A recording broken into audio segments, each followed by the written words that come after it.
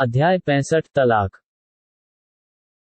हे नबी, जब तुम लोग तलाक दो अपनी पत्नियों को, तो उन्हें तलाक दो उनकी इद्दत के लिए, और गणना करो इद्दत की तथा डरो अपने पालनहार अल्लाह से, और न निकालो उन्हें उनके घरों से और न वह स्वयं निकलें, परंतु ये कि वे कोई खुली बुराई कर जाएं, तथा ये अल्लाह की सीमाएं हैं, और जो उल्लंघन करेगा अल्लाह की सीमाओं का, तो उसने अत्याचार कर लिया अपने ऊपर। तुम नहीं जानते, संभवतः अल्लाह कोई नई बात उत्पन्न कर दे इसके पश्चात। फिर जब पहुंचने लगे अपने निर्धारित अवधि को, तो उन्हें रोक लो नियमानुसार अथवा अलग कर दो नियमानुसार, और गवाह साक्षी बना लो अपने में से 2 न्यायकारियों को, तथा सीधी गवाही दो अल्लाह के लिए। इसकी शिक्षा दी जा रही है उसे जो ईमान रखता हो अल्लाह तथा अंत दिवस प्रलय पर, और जो कोई डरता हो अल्लाह से, तो वह बना देगा उसके लिए कोई निकलने का उपाय, और उसे जीविका प्रदान करेगा उस स्थान से जिसका उसे अनुमान भी न हो, तथा जो अल्लाह पर निर्भर रहेगा तो वही उसे पर्याप्त है। निश्चय अल्लाह अपना कार्य पूरा करके रहेगा। अल्लाह ने प्रत्येक वस्तु के लिए एक अनुमान समय नियत कर रखा है।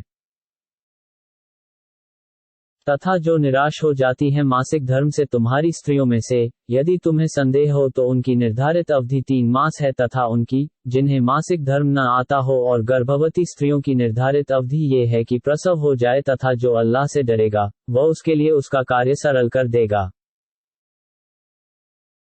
ये अल्लाह का आदेश है जिसे उतारा है तुम्हारी ओर, अतः जो अल्लाह से डरेगा वह क्षमा कर देगा उससे उसके दोषों को, तथा प्रदान करेगा उसे बड़ा प्रतिफल।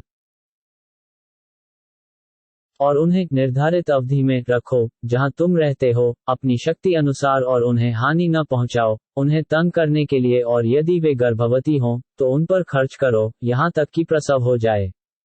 फिर यदि दूध पिलाएं तुम्हारे शिशु के लिए, तो उन्हें उनका पारिश्रमिक दो और विचार विमर्श कर लो आपस में उचित रूप से, और यदि तुम दोनों में तनाव हो जाए तो दूध पिलाएगी उसे कोई दूसरी स्त्री।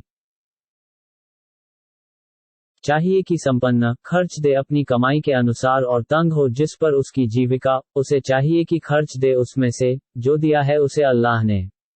अल्लाह भार नहीं रखता किसी प्राणी पर, परंतु उतना ही जो उसे दिया है। शीघ्र ही कर देगा अल्लाह तंगी के पश्चात सुविधा।